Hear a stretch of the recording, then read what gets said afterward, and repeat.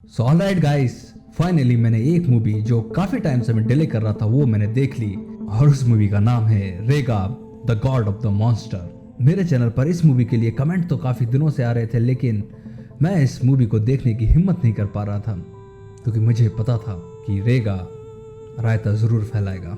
लेकिन फिर भी सभी की रिक्वेस्ट पर आज हम देखने वाले हैं 2009 में आई movie Rega the god of monsters को। तो इस वीडियो में हम देखेंगे क्या रेगा के पास में वो कैपेसिटी या वो स्किल्स हैं कि वो गॉडजिला की बराबरी कर पाएगा या नहीं कर पाएगा, और इसकी कहानी आखिर क्या है। तो शुरू करते हैं without wasting any time, let's get into it. आ जाओ रेगा। सो ये मूवी शुरू होती है कि बहुत सारी बोन फिश समुद्र के अंदर एक सी मॉन्स्टर को जगा देती हैं और ये उस सी मॉन्स्टर पर अटैक करने की कोशिश करती है। ये सी मॉन्स्टर कोई और नहीं, ये है रेगा। और इसी फाइट में रेगा इन बोन फिशेस से, जो कि बहुत सारी हैं, लड़ने लगता है। तभी एक जाइंट बोन फिश आके रेगा की गर्दन पकड़ लेती है, लेकिन रेगा अपनी लाइटनिंग पावर से उस जाइंट बोन फिश को नॉकआउट करने में कामयाब हो जाता है। लेकिन रेगा यहीं पर नहीं रुकता। रेगा क्योंकि अब गुस्से में आ चुका है तो रेगा जाके पास ही के एक टैंकर को भी जाके डिस्ट्रॉय कर देता है। और बाकी की जो छोटी छोटी बोन फिशेस हैं जो रेगा के अटैक से बच गई, वो जाकर एक फिशिंग बोट पर अटैक कर देती है और वहां के लोगों को खा जाती हैं या मार देती हैं। अब शायद टोक्यो में एक स्ट्रीट वेंडर हेजुमी ईडो अपनी 3 लड़कियों के साथ में, जिनका नाम है मैत्सुरी, हिवारी और अकारी, इन तीनों से उनकी गुजर चुकी माँ के बारे में डिस्कस करता है कि कैसे वो उसे अभी भी याद करता है और वो इन सब से ये भी प्रॉमिस करता है कि वो हमेशा ही फेथफुल रहेगा इन सभी के लिए। लेकिन इसकी बेटियों को इसका बिल्कुल भी भरोसा नहीं होता क्योंकि ये अपने फादर को ठगी समझती हैं। इसके बाद में ईडो अपने दोस्तों से मिलता है और दोस्तों के साथ में जमकर पार्टी करता है। और पार्टी के बाद में जैसे ही वो तीनों दारू पी के बाहर निकलते हैं, तब वो महसूस करते हैं कि कुछ स्ट्रेंज हलचल इनके शहर में हो रही है और एक अजीब सी बदबू भी हवाओं में फैल रही है। और ये देखते हैं कि बियर कैफे के पास में बिजली भी कड़कने लगी है, जिससे इन्हें लगता है कि कुछ तो गड़बड़ होने वाली है।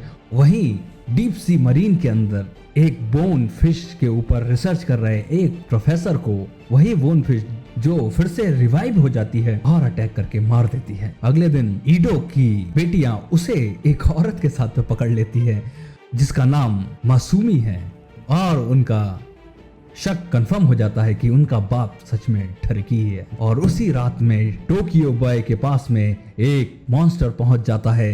ये मॉन्स्टर है रेगा, जो कि वहां पर कार्गो शिप्स को डिस्ट्रॉय करने लगता है। और ये खबर जापान के डिफेंस हेडक्वार्टर तक पहुंचती है और इस अंडरग्राउंड हेडक्वार्टर के अंदर डिफेंस फोर्स के मेन लीडर बैठे हुए हैं, जो काला चश्मा लगाकर अंडरग्राउंड बेसमेंट में बैठा है। वो इस मैटर को अपने हाथों में लेता है और वो कमांडर कीटो को बुलाता है। कमांडर कीटो सस्ता निक फ्यूरी यहाँ पर पहुंचता है और ये सभी बड़े ही जोशीले तरीके से प्लान बनाते हैं कि उन्हें इस मॉन्स्टर को रोकना ही होगा और शहर को खाली कराना होगा। शहर को खाली कराने के बाद में ये उस मॉन्स्टर के ऊपर इनकी बड़ी बड़ी मिसाइलों से अटैक करेंगे और उसे मार गिराएंगे। और ये प्लान बताते ही ये सभी काफी ज्यादा खुश हो जाते हैं और जोर जोर से हंसने लगते हैं। अब शहर को खाली कराया जा चुका है और कमांडर कीटो के ऊपर रेगा को डिस्ट्रॉय करने का पूरा भार चढ़ा हुआ है और कमांडर कीटो अपने फाइटर जेट्स को रेगा पर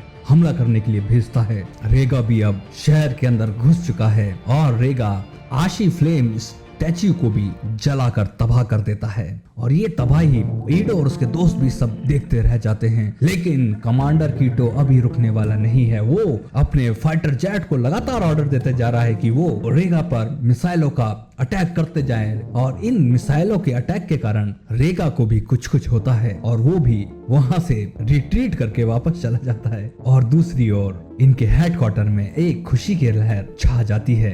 अब 2 महीने गुजर चुके हैं और रेगा का कोई अता पता नहीं है। सभी लोग खुश हैं। ईडो और उसकी बेटियां रेगा की प्रिंटेड टी शर्ट बेचने लगे हैं और काफी माल कमा रहे हैं, जिससे ये लोग तो खुश हैं। इसके बाद में ये फैमिली डिनर पे जाती है, जहाँ पर ईडो की एक डॉटर मैत्सुरी उससे कहती है कि वो आइडल सिंगर बनना चाहती है, जिसे सुनकर ईडो उसका मजाक उड़ाता है, क्योंकि ईडो की लाइफ तो काफी मस्त है, वो कभी सीरियस होता ही नहीं। और वो अपनी बेटी से कहता है कि वो आइडल सिंगर तो नहीं बन सकती क्योंकि इसकी शक्ल लेडी फिंगर जैसी है। और उसी समय पर ब्रिज के पास में इनके फ्रेंड्स के ऊपर बोन फिश अटैक करके उन्हें खा जाती हैं। इन बोन फिश का कोई भरोसा नहीं, ये कभी भी कहीं पे भी कूद कर आ जाती हैं, इन्हें प्रिडिक्ट नहीं किया जा सकता। अब शहर में डिस्कस होने लगता है कि आखिर लोगों की मौत कैसे हो रही है और ये बोन फिश क्या है। तभी एक परफॉर्मर बताता है कि वर्ल्ड वॉर 2 में उसके फादर ने भी एक सी मॉन्स्टर देखा था जिसका नाम था रेगो, लेकिन वो मॉन्स्टर अलग था क्योंकि वो मॉन्स्टर टेम्पल्स को अवॉइड कर रहा था और टेम्पल्स को कभी डिस्ट्रॉय नहीं करता था जब भी उसका रैम्पेज होता था। और इन्हीं बातों के बीच में रेगा अपनी वापसी शहर में कर लेता है और रेगा फिर से पूरी तरीके से चार्ज है, उसके शरीर से लाइटनिंग निकल रही है। लोग उसे देखते हैं और गॉडजिला भी चिल्लाने लगते हैं, लेकिन ये गॉडजिला नहीं, गॉडजिला की फर्स्ट कॉपी रेगा है जो अब शहर के अंदर वापस आ चुका है। ईडो रेगा को देखकर काफी ज्यादा खुश होता है क्योंकि उसे फिर से अपॉर्चुनिटी दिखती है कि पिछली बार रेगा ने अटैक किया था तो उसे काफी फायदा हुआ था, तो इस बार वो मिलेनियर बन के ही रहेगा। अब कमांडर कीटो फिर से देखता है कि रेगा वापस आ गया, तो कमांडर कीटो फिर से एक बार अपने प्लान को सभी के सामने रखता है और ये सस्ता निक फ्यूरी सभी से कहता है कि इस बार हम रेगा को जिंदा नहीं छोड़ेंगे क्योंकि इस बार उस पर पिछली बार से ज्यादा बड़ा हमला किया जाएगा और ये हमला इस बार होगा क्लस्टर बम का। और तभी डिफेंस फोर्स के हेड घबरा जाते हैं क्योंकि क्लस्टर बम्स का यूज करना इलीगल है, उस पर रोक है। तो ये पहले रेगा के पास में टैंक्स को भेजते हैं जिससे रेगा को रोका जा सके, लेकिन रेगा इन टैंक को डिस्ट्रॉय करने लगता है। वो अपने हाथों से एक रेड एनर्जी क्रिएट करने लगता है जो काफी खतरनाक है। और वहीं दूसरी ओर ईडो अपनी डॉटर्स को होटल में भेज देता है और कहता है कि वो अपने दोस्तों के साथ में रेगा के पर निगरानी रखेगा, लेकिन असली बात तो कुछ और ही थी। ईडो को तो अपनी महबूबा के पास में जाना था।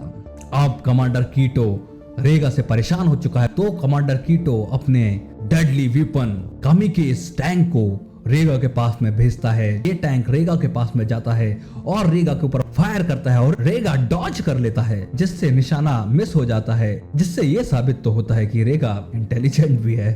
और कई बार निशाने चूकने के बाद में रेगा कैमिकेज टैंक को डिस्ट्रॉय कर देता है। डिफेंस हेडक्वार्टर में इन लोगों के दिमाग के बोल्ट उड़ जाते हैं। वहीं दूसरी ओर ईडो अब अपनी गर्लफ्रेंड के पास में पहुंच जाता है, लेकिन वहां पर पहुंचकर उसे अपनी बेटियों की याद आती है, तो वो मासूमी को कहता है कि उसे अपनी फैमिली के पास में जाना होगा और वहां से निकल जाता है, जिससे मासूमी और उसकी दोस्त भी कहती है कि ईडो एक बेवकूफ इंसान है, लेकिन कुछ भी कहो फैमिली तो पहले आनी ही चाहिए। और ईडो अपनी बेटियों के पास में पहुंच जाता है, लेकिन जब वो खिड़की से देखता है तो वो देखता है कि रेगा ने उस जगह को डिस्ट्रॉय कर दिया जहां पर मासूमी को वो छोड़ कर आया था। अब जापानी सेल्फ डिफेंस फोर्स रेगा को और बर्दाश्त नहीं कर पा रही, तो कमांडर कीटो क्लस्टर बम्स से अटैक करने का फैसला करता है और ये रेगा के ऊपर क्लस्टर बम्स से अटैक करना शुरू करते हैं, जिसके कारण रेगा बुरी तरीके से घायल हो जाता है और जमीन पर गिर जाता है। और ये लोग खुश होते हैं कि आखिर जीत गए। तभी एक दूसरा रेगा वहां पर अपीयर होता है जो पहले रेगा के पास में आगे बढ़ता है।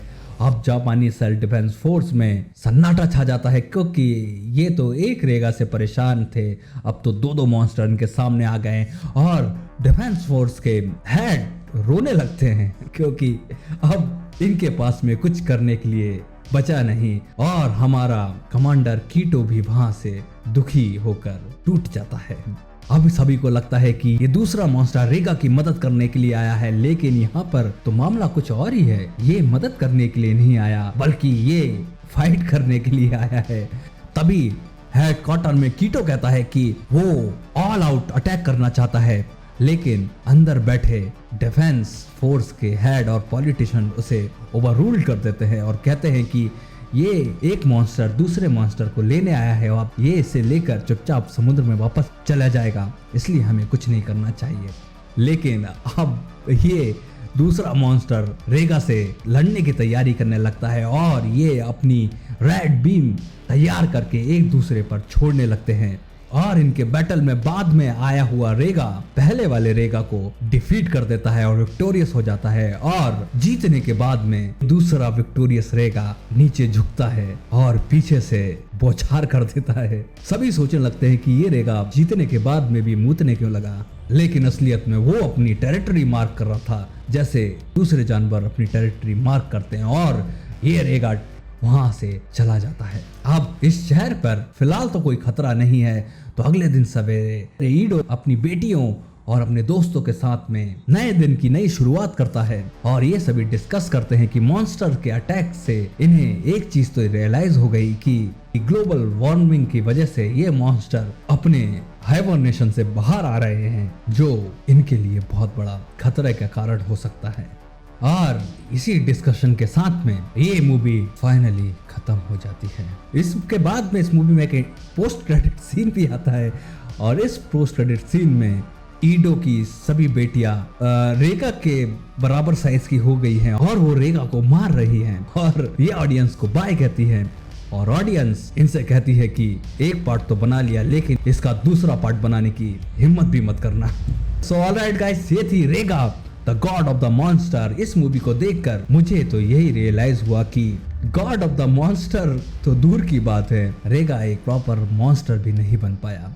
ये मूवी एक लो बजट रिप ऑफ थी गॉडजिला जैसी मूवी क्रिएट करने की, लेकिन लॉजिकली इस मूवी में कुछ भी देखने को नहीं मिला।